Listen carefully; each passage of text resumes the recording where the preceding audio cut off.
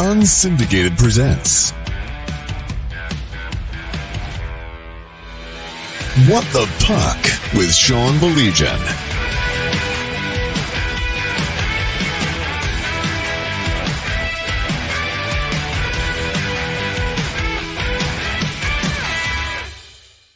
Get right to it. We are here talking about the great product that is high school hockey here in the state of Michigan. A million thanks to our friends at the Michigan High School Hockey Coaches Association for making this possible. We're going to be doing this all year, taking you up to a brand new season. But you can only talk so much, Mike Ivesil, about the proven path and throw names out there. The best thing you can do is throw the names out there and talk to some of those names. And kindly joining us, and let's leave it at this, he was on time. We'll have some fun with that as the show goes on. But former captain of the Catholic Central Shamrocks and now a member at Union College. You love to hear these stories, and he's going to tell us his story. Carter Korpi. And first of all, Carter, really appreciate you taking the time. Thanks so much for joining us. Of course. Thanks for having me. You know, we were just talking about this. Let's start here. It's been 5 years. I can't believe it's that long. You know, your team made it all the way to the top and certainly started this run that Catholic Central's on. What's that like for you? I mean, in some ways, I'm sure it feels like yesterday. In other ways, maybe it seems like a million years ago. Yeah, it feels like a while ago for sure, but I wouldn't say we started the run. Like Cal will probably say that he started the run, of course. But no, it's really cool. I mean, it took time to get going through juniors. Like I had to play 3 years of juniors for 4 different organizations, and COVID hit during that time, so it was kind of a little sporadic at the time. But now I'm going into my junior year, and I couldn't be happier with what I'm doing. All right, Carter, let's jump right to why we're here. High school hockey. Back in the day, you had decisions to make. You decided on high school hockey at Catholic Central. Did you have other options? And tell us about that decision to make high school hockey part of your pathway. So I was kind of in a weird phase of my hockey career. So going into that freshman year of high school, I want to say it was 14U or 15U, like the 15-16 transition. I just got cut from my AAA team, and I had the option to play for OJG for U15, which was about an hour commute, and practices were at 5:30, so make it another 2 hours. So just almost impossible for my parents. And it was a big commitment for everyone. And my parents just sat me down and gave me the option of like, do you want to go to CC like with a couple of your other friends, like Brendan Hill, he's from South Lyon. He was going there, and a couple other my buddies that I knew playing hockey, and they sat me down and kind of gave me the option. They're like, do you want to play AAA, or do you want to go to CC and play hockey there and see how it goes? So I ultimately decided to go to CC for the schooling, of course, because at that time I didn't know if I was going to play past high school. And I'm very thankful I did. Like my freshman year, I played JV. Okay. And then the last 3 years I played varsity, and I couldn't be happier that I did it. You know, it's amazing. One thing that has come up every single show is the amount of kids like you who maybe made that decision. And Carter, I not ever going to be the guy that disrespects this league or that league, but I can't tell you how many times a guy has said something along the lines of, man, playing at my high school was probably the best decision I made. Was that the feeling you were left with after your time at Catholic Central? Oh, absolutely. I mean, it was like CC, like we have great crowds. We have everything we could ever imagine. Like we got a great spot at USA, nice locker room and everything, great location. Like it's 10, 15 minutes away from school. And it's a popular rink. Like USA Hockey Arena is beautiful. And like the following that we had, especially through our school, which we were lucky to have, and some other schools don't necessarily have, but like the Brightons, the Heartlands, like the Houghton and all those, like Calumet, like a ton of different schools that have like those strong supportings for their teams. Like it made it a no brainer. And I remember like sitting there as a little freshman, like still not fully grown into my body in the student section as CC won the state championship. I think it was 2016. And I was like, oh, I was just in awe, like in the top section, like as a little freshman with everyone yelling in front, like packed USA. And I'm like, I want to do this. Like, I want to be a part of this team and like be out there. And that's like that point after my freshman year. Like I really hit a point where I was like, you know what? I'm going to work out. I'm going to do all the extra little stuff. I'm going to do these extra skates. I'm going to start working as a skating instructor with Kim Muir, which I still do today.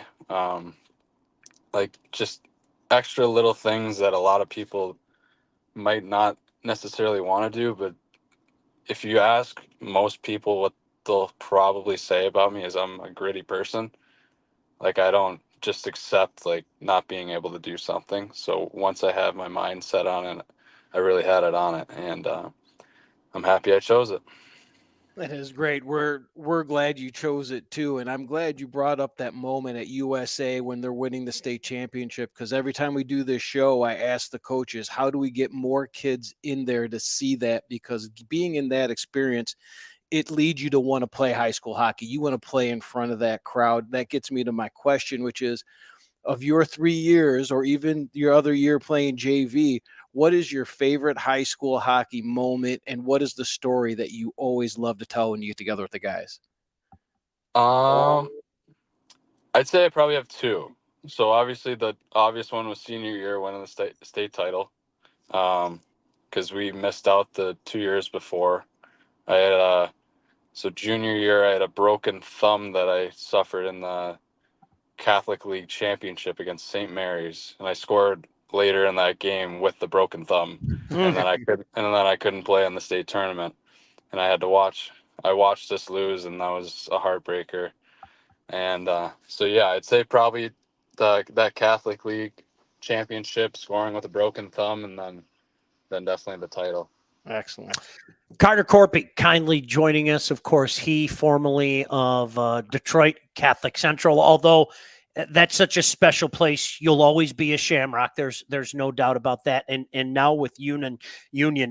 Carter, tell me about that atmosphere at USA Hockey Arena. You play your games are, of course, on the Mitchell Kiefer arena, and everybody knows that story, and turning the ultimate tragedy into a positive. I can't say enough about the Kiefer family in that regard, but having that opportunity to play in the big rink, I mean, it's phenomenal, because for years I did Plymouth Whaler broadcasts. I did NTD broadcasts.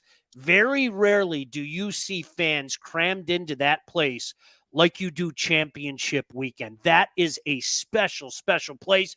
You have an interesting vantage point as a young man, as a freshman. You sat in the crowd, and obviously as a senior captain, you got to see it on the ice. How can you put that into words? I mean, it was really surreal. Like it was almost like a goal. Like we were obviously on the other side with our technical home arena, like Mitchell Kiefer Arena, and that was a big like part of the transition that was going on when I was there, which was awesome. And like it was just like it was kind of the message of just get to that other rink, get to that big stage, because that building, like there's just something about that building. Like it's so loud. Like when that building gets jam packed and you got a bunch of high school kids that are just rowdy and parents going crazy because it's their kids' last games or whatever it is, like there's just so many emotions. And so it it was really it's just it really left me speechless when we were able to lift it, like and lift the trophy in front of the student section. That's excellent. Now, after CC, obviously you went on and played in the NAL. Me and Sean were following the draft today. 5 more Michigan high school kids drafted today, and there's a ton others that are moving on to juniors. They're going to be taking part of their first training camps coming here in August. This is something that you went through several times in the NAL. What would be your advice to these high school seniors getting ready to engage in the junior hockey game? Well, so I had a little bit of a different route. Like I played on a bunch of different teams, and Yeah. like there was reasons for each one. But my first training camp, I actually went up to Team Michigan, and the summer before or the spring before that, and I go up there with Dave Mitchell and a bunch of the other guys. Like I'm pretty sure Joey Larson was on that team, and a couple other kids that are still going on. And before in the pregame skate, I'm like sprinting off the ice, like it was just like a thing I did, and I roll my ankle and I tear 2 ligaments in my ankle and sidelined me for 3 months. I gained a bunch of weight, so I went into juniors a lot heavier than I should have been, and like I got humbled really quickly uh, in Bismarck, and I got to that point where I literally lost 40 pounds. I got back in shape, like was stronger than most of the guys there at that point, and then I ended up getting traded. COVID hit, then I got dispersed to Minot, and then traded again to the assistant coach of Bismarck. He took the new job in Wichita.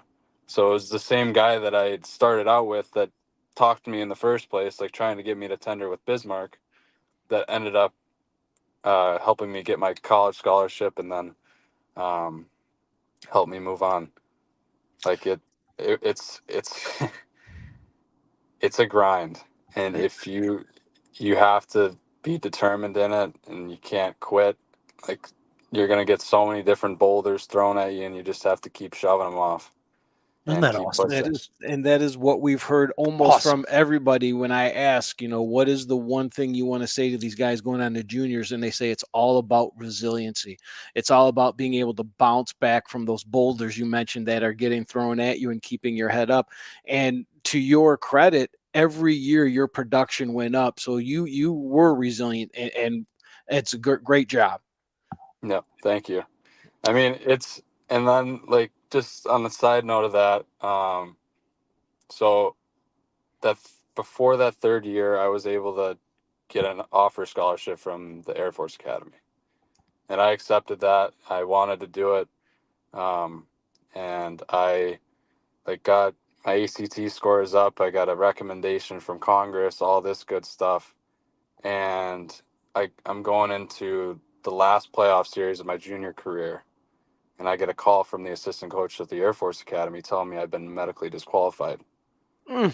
So just like that, I had my whole life set in front of me. I was going to serve in the military, and I was pumped to do it. I was literally in the process of ordering my boots. I think I was on Amazon as I got the call, Oh, and then it just worked out where Union got a new head coach, and he was recruiting me prior to Air Force, or like trying to through my coach, and it just worked out in the best way possible, I guess. But that was just another example of like you don't know what's going to happen, and like if you stick with it, like it's really rewarding with what you can get. I love hearing you tell your story, and everybody's got a different story. We're using the tagline, the proven path, and that's something the Coaches Association is using. But no two paths are the same. Yes, No. you can get to where you want to, but it might take some twists and turns as yours did. Tell us about Union. I mean, that's got to be awesome for you. Off the air, you were telling us what a unique campus that is. And oh, by the Yep. way, an old friend may be joining you as well over in Yep. Union. Yep. No, it's an awesome place to be. We have a great coaching staff there. Um, like Josh Hauge, he's really taken in a good role. It's his second year, so I went in with him. So we were his first recruiting class at Union, and he coached at Clarkston prior. Um, and it's a special place. Like it's a smaller campus. It's around I want to say 2,000 students roughly, and it's a great school. And we have like a little saying there, like we have T-shirts about Union hockey, little Ivy, big stick. Like we're playing in the ECAC against all the big dog, Cornell, Harvard, Dartmouth, Princeton, and we're just little Union 2,000 students finding our way. But no, it's really cool. And like they originally, like back when they won the title in 2014, they weren't able to have scholarships, and they've been implementing them obviously since I've came to school. And it's really cool that they've been able to transition from just being like a school where no one's getting any money and they're just going to school for school, and hockey is just kind of a hobby, to becoming probably, once this new arena gets put in and then all the scholarships get put into place, like I could see them being a big contender if we're not in the next 2 years, which I am confident that we will be. And who's joining you? An old buddy is joining you, I hear. Is that true? Yeah, the birdies are chirping in the portal, and Brennan Miles is coming to Union from Michigan. That's awesome. That's really fantastic. That is excellent. And you've had a lot of adventures from CC to Bismarck, Minot, all these ways. Did you have someone such as an advisor guiding you, or were you doing this on your own? Because this is a big topic of conversation with a lot of the guys I'm with. So, yes and no. I had a guy for a little bit, but I found that he was based out of Canada, and it was just like a recommendation through someone else, and it just turned out where it wasn't the right fit. And like I had my Air Force scholarship for a year, and he didn't really do a whole lot with that. Like he wasn't really involved with that. And once you get your scholarship, you don't need one. So like going on to Union, that really wasn't an advisor working at all. It was more word of mouth from coaches, like former coaches, like some teammates, and just, I don't know. It just kind of worked out where I didn't necessarily need someone.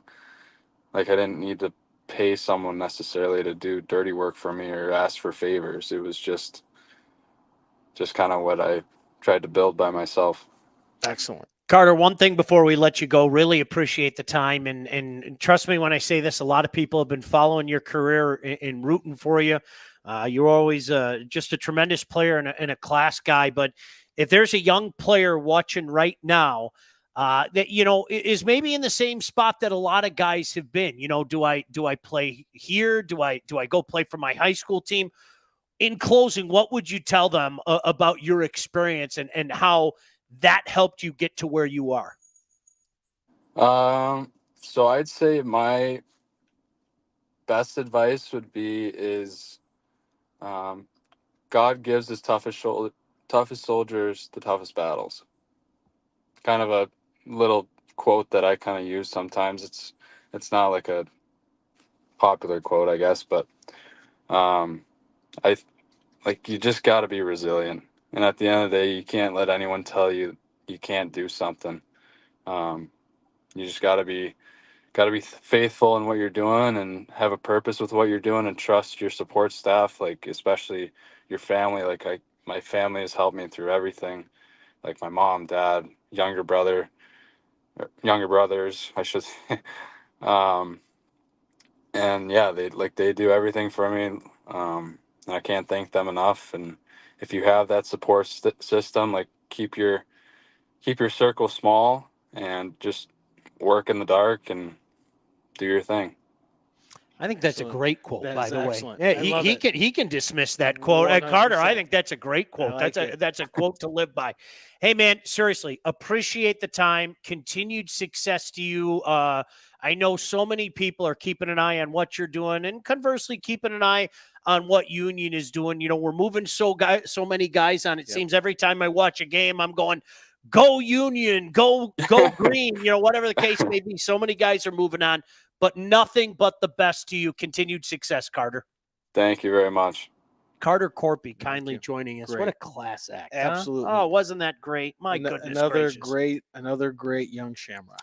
I was going to talk about that because, one of the things that we do when we have these conversations, and we'll talk to Coach Kaleniecki in just a moment, Mike, is, whether it be Coach Garrow, a special community up in Marquette, or, we talked to Coach Ossenmacher about the couple destinations that he's played.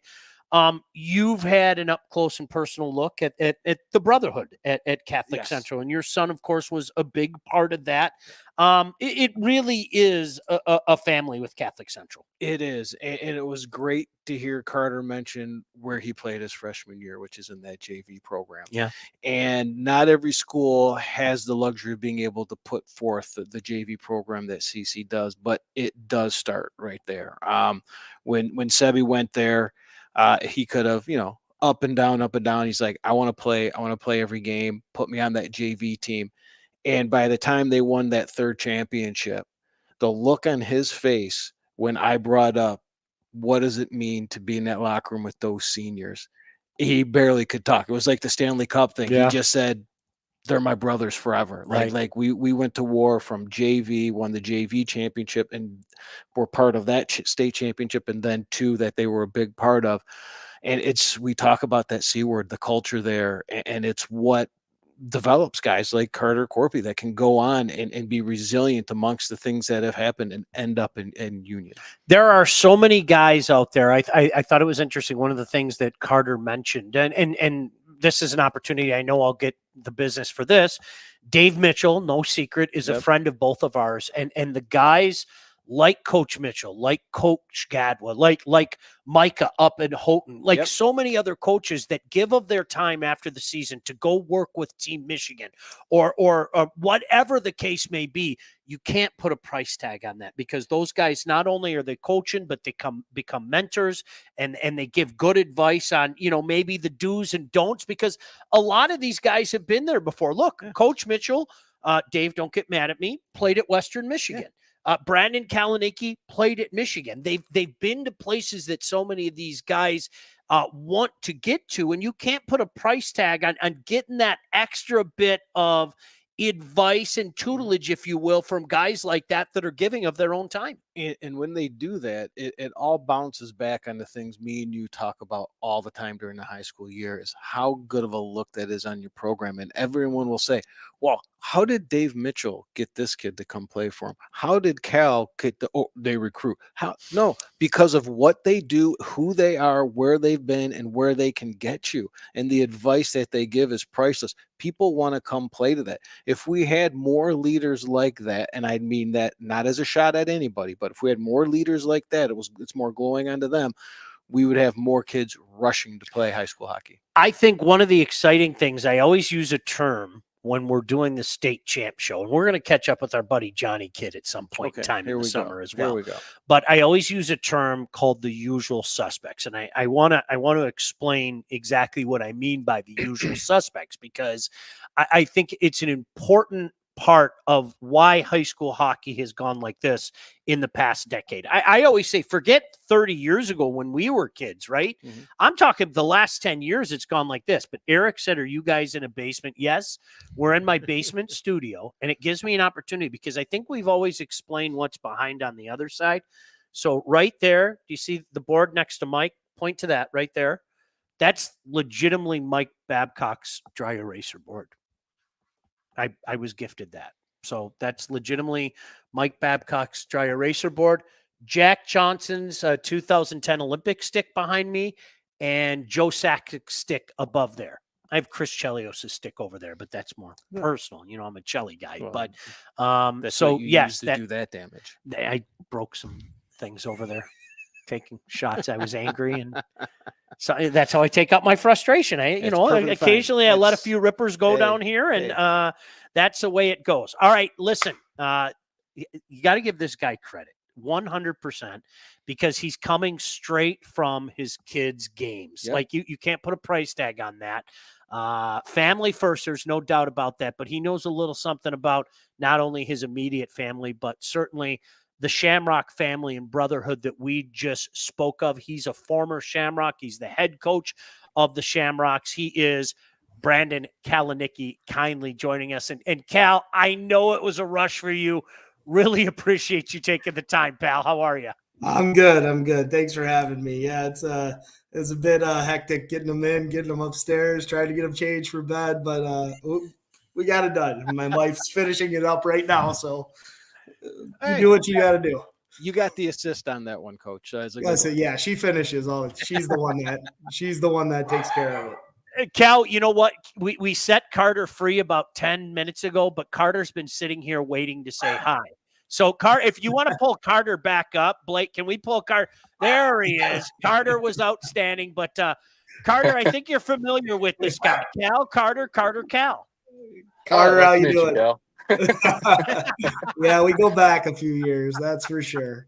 It's good to see you, though. It's always good to see you. Too. How about a mutual admiration thing very quickly, Carter? What can you tell us about Coach Kaleniecki? He's the man. He's the man. They keep winning for a reason. He wasn't saying that 5 years ago, I promise. All right, Cal. He You were saying I was the problem. Yeah. Never. No, he wore your C, Cal. He started this run that you guys are on, that 2019 team. And for people out there that aren't familiar, 2019, 2021, 2022, 2023, 2024. What can you say about your former captain? Oh, man. I mean, you kind of mentioned it. It kind of, the run started then, but it actually, I think, started the year before. 2018, we had a terrific team. We went undefeated in the state all season, and we actually lost in the semifinals to Brighton. And obviously heartbreaking to lose that way. We had such a great team that, I was nervous. I wouldn't say nervous. After you go through a season like that, you're not sure what the response is going to be. But I learned really quickly that we were going to be set up for a really nice year the following year. When one of the first spring workouts I showed up to, and I usually showed up pretty often at that time in my coaching career. But I realized really quickly that they didn't really need me around, because I remember the first day I walked in, and Carter Korpi and Brendan Hill in particular had it ready to go. Like, they were ready to go. They had kids checking in. I didn't have to say a word. And I just kind of walked in, saw what was going on, and I was like, we're good. Like, they don't need me here right now. So they were locked in from that big first spring workout, like I said, and it was these guys that were handling the accountability aspect. And when I saw that, I was like, we're going to be in really good shape. And that carries over. And there was a lot of guys before that obviously helped, kind of construct that culture, if you will. But I could see right there that we were in really good hands from a leadership standpoint. And when you got that, good things follow. And like you said, so these guys do deserve so much credit for, that, just the mentality that started then that's been able to carry on. And it's made it easier for me to be like, look, these are the expectations, not because I've set them. No, look at the guys before you that set them. Like, that's the deal here. So that makes it easier for me to kind of lay that out. So I'm very thankful to guys like Carter, because that has made it easier for us to do what we like to do and coach. Mr. Babbage chimed in, Carter, before we let you go. Mr. Babbage chimed in and said, Korpi, hammer. And then he followed it up with Brandon Kaleniecki, hammer. So when you get the hammer from Aaron Babbage, you know you're doing something right, correct? Oh, yeah. Oh, man. I haven't seen that guy in forever. Love you, Mr. Babbage. Yeah, great guy. Hey, Carter, all the best to you again. Now, we wanted to, I saw you sitting on, thought you might want to say hi to your old coach. Oh, of course. Continued success to you at Union and beyond. Thank you, guys. Appreciate it. Have a good one. You too, buddy. Carter. Good to see you, Carter. Brandon Kaleniecki joining us. Cal, I've known you for a while now, and Mike and I were just talking about this. I don't think it's cliche. I don't think it's an overstatement. When I look at where high school hockey was 10, 11 years ago and where it is now, it's at two entirely different places. I mean, the engagement, the players, the coaching, et cetera, et cetera. What's the vantage point been like for you? I think I agree. I think it has changed for the better. And that's not to say it wasn't in a good good spot, but I think you could just continue to see it grow and evolve, right? And I think that's comes down to a lot of different things. There's a lot of people behind the scenes, things like this, things like you're doing right now, just giving it some attention, giving it airtime, like those things mean a lot, right? Like, so it's little things like that have just kind of keep pushing the ball forward. And, you know, coaches the same, like doing all the work that they do behind the scenes to really try to help the product. And, you know, coaches coming in with fresh ideas, whether it's showcase ideas or anything to kind of continue to grow what's happening. And I think that that's obviously a great thing. And that's something that, you know, we need more of to keep the ball rolling. But I will agree. You see teams that maybe traditionally you wouldn't have thought of 10, 12 years ago that are, you know, really solid programs and so on and so forth. And those are great things to see. So sticking to that point, with all the great things that are going, being able to travel out to Minnesota, the MDHL team going out to Minnesota, Team Michigan and their success out there against Minnesota. In your opinion, is there anything that you can think of, such as Coach Garrow last week said something about expanding the state tournament to be more like Minnesota state tournament? Is there anything in your eyes that could help us get more eyes on our kids to get them to the next level? I think that one you bring up is a very interesting one. I think it's obviously there's a lot of logistics at play when you talk about things like that, and hopefully they have people smarter than me to figure it out. But you know, like I think it's a great starting point. Like, how can we build that tournament up to be like that? What can we do to mirror what they do over there? And I know they've made strides, right? Like they've changed the divisions around. They've tried to continue to make adjustments. So I think a lot of credit does need to go to the MHSA for not just continuing to sit. They're now being proactive in terms of looking at, once again, where this can go. And a lot of that comes from our Coaches Association, who deserves a lot of credit for continuing to kind of look at what they're doing over there and how we can continue to push it. And I know there are a lot of things that are being at least talked about, whether it's expanding the schedule a little bit, once again, allowing teams a little more freedom in terms of the travel of who you can play. For a long time, we were really locked into only playing teams, you know, in a certain area, where now that's some of those things are going away like I said, I think for the better. Doesn't mean everybody is going to use that to their advantage, but it at least provides the opportunity if you want to do it and if it makes sense for your program.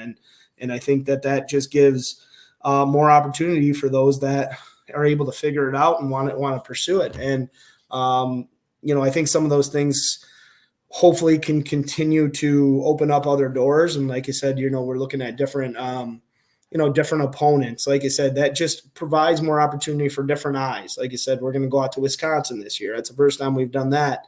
You know, when we go visit Notre Dame Academy, who we built a really nice relationship with, once again, with the same idea. When they come here for that MHL showcase and things like that, we're always talking and communicating about players, about,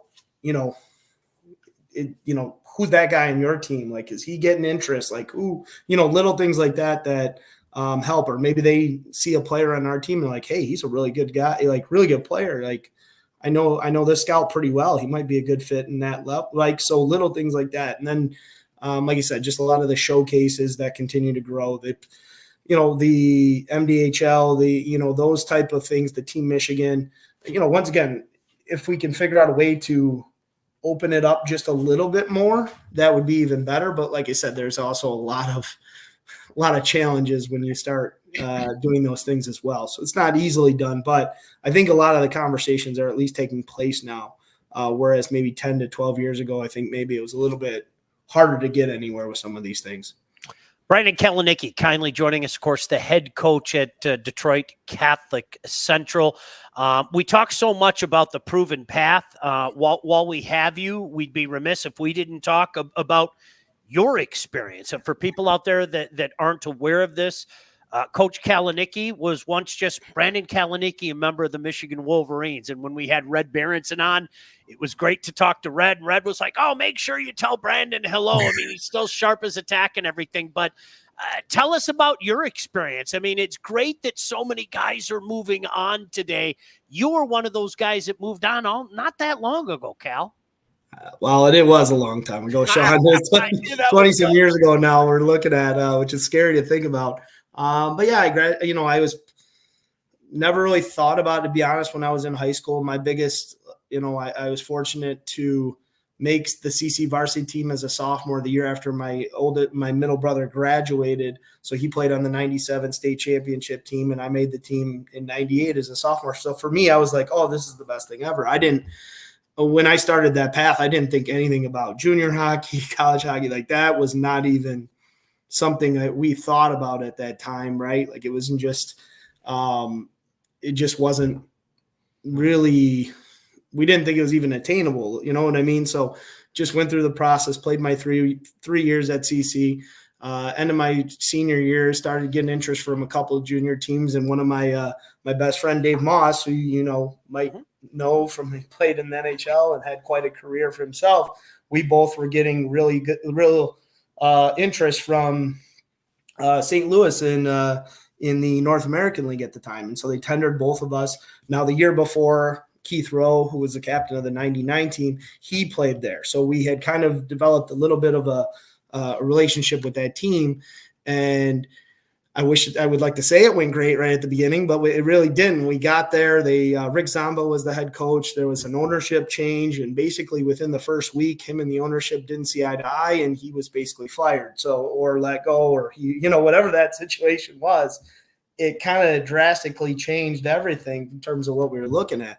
So I always tell that story because it's junior hockey is a tough world, right? Like, it is a tough path, and the guys that go through it, you're going to run into some real interesting situations that are out of your control in some capacity. And in our situation, Keith Rowe and I both got traded to Cleveland because it wasn't going to work in St. Louis for us. And Dave Moss got traded to Cedar Rapids. At the time, there was a little bit more USHL and NAHL were a little bit closer in terms of that approach. So, I ended up in Cleveland, and, things kind of clicked there. Whereas in St. Louis, it was a real bit of a struggle, wasn't even getting in the lineup. And then in Cleveland, I remember showing up, and I was on the line with two basically 15-year-olds who were like the youngest guys in the league. But one of them was Danny Fritchie, who ended up becoming an NHL player. And the other one was Tommy Goebel, who ended up becoming a Division I player at Ohio State. And basically I kind of showed up, and they were like, this is where you're playing this weekend. And it just clicked. Like, everything just clicked right then. And it was a whole different experience for me compared to the one that I was with in St. Louis. Basically played out the year there and went back for a second year, and things once again just kind of clicked throughout the second year. And I started the year talking to, any Division I school I was excited to hear from. And then as it kind of played out, I went through, some lower level Division I schools. And then all of a sudden in one weekend, my phone went from hoping for any of those to just give me some type of offer to all of a sudden Michigan State, Western Michigan, all these schools that I was like, are you kidding me? Like, is this really a possibility? And Maine. And so it was kind of a real whirlwind of a situation to go through all of that. And then, like I said, from there, obviously when Michigan was there, it was kind of an easy decision at that point. And, I always go back to junior hockey is just a different world, right? Like, it is a little bit cutthroat. It's tough. Guys who are going there need to understand it's not going to be pretty necessarily right at first. Like, there's so much competition to get into that. And you're going to have to deal with some of that adversity. And sometimes you got to get a little bit lucky. And for me, getting traded was the best thing in the world, because I was getting ready, I was at a point where I was like, this is just not working. I might just go to school, right? Like at the start of the next school year. And that made sense. But just at the drop of the hat, just things kind of changed drastically, and things kind of fell into place. So I got a little bit lucky, to say the least. That is great. And a couple things that keep coming up here is like the resiliency that we keep hearing that these kids that are moving on next year are going to need. But the one thing I do have to say, Cal, is I hated coaching that team. You guys might not have thought you were good or moving on, but from our bench in Grosse Pointe North, you murdered us, and that was awful. I can't even tell you the stories of what Locke was saying on that bench, but So another thing we hear a lot of from all these coaches is that high school hockey is about the stories. There's always a story. Coach Garrow shared a story of a kid that didn't score all year. He scores his only goal, I think, of his career, and it was in overtime to win. Mm-hmm. Last year, Cal, I think you guys had, in my opinion, one of the greatest high school hockey stories I've been a part of and seen, and that is Matthew Charnakis. And if you could, for those out there that are listening that may not be familiar of exactly what happened with Matthew Charnakis last year, could you share a little bit of that story and why stories like that are so big for high school hockey? Well, I mean, Matthew was so he was a first-year senior in our program. Well, not in our program. He went through the long road, like white to blue. And we're very fortunate to have a program with that much depth, to say the least. But he was behind, you go back 2 years, he's behind. I mean, we got Galda, we got Masters, two fantastic goalies. And then Kyle Moore and Luca Nurato, two fantastic. I mean, once again, very blessed to have players of that level. And, so he had to really, really grind it out and wait and like slowly climb the ladder.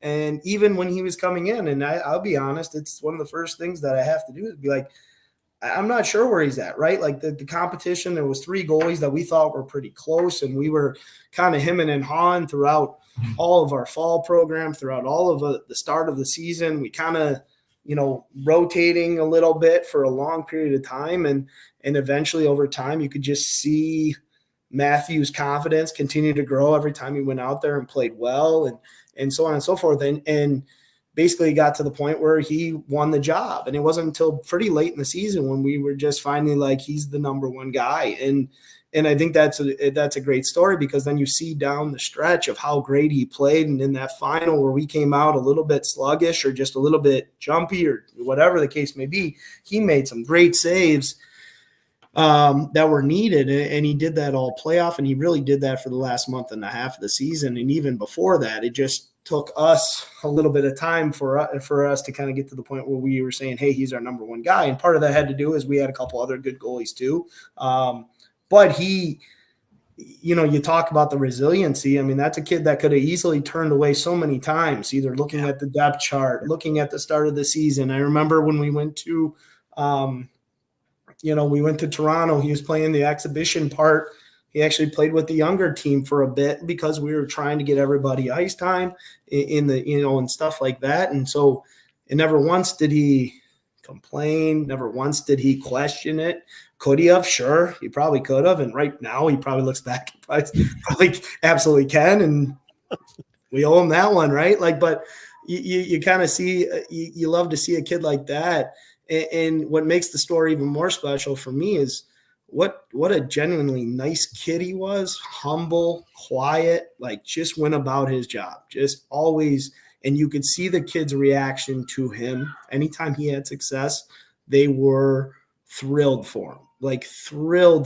And that, as a coach, you would start to notice that. And that's not to say they weren't happy for the other guys when they played well, but you could see a genuine enjoyment of seeing him go out and shut the door on a great team, and just kind of see like they knew that story too of like, hey, when he started the year, we told him, I'm not guaranteeing you to start. Like I'm not going to do that. We'll see how it plays out. And he took that, ran with it, and just kept proving us wrong, if you will, every step of the way. And I can say that, and I see Mike's laughing because he's probably got some things he'd love to add on there, things that are proven wrong, but that's okay. I mean, you love that, because that just, once again, you have a kid like that, like you said, could have turned away so many times, or could have, been discouraged by anything. And he just kept pushing through. And in the end, he was rewarded and deserved everything he got.